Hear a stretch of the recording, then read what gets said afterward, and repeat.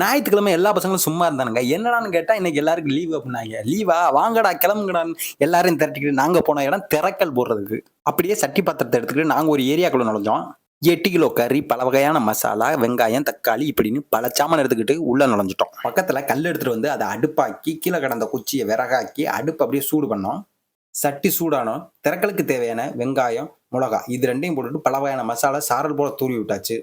அந்த சட்டிக்குள்ள பச்சை கறியை அள்ளி கொட்டி மசாலாவோட கரண்டி வச்சு கிண்டு கிண்டுன்னு கிண்டி நல்லா 1 மணி நேரம் சுண்ட விட்டு கரண்டியை வச்சு நல்லா கிளறி விட்டு பதமா பக்குவப்படுத்தினானுங்க.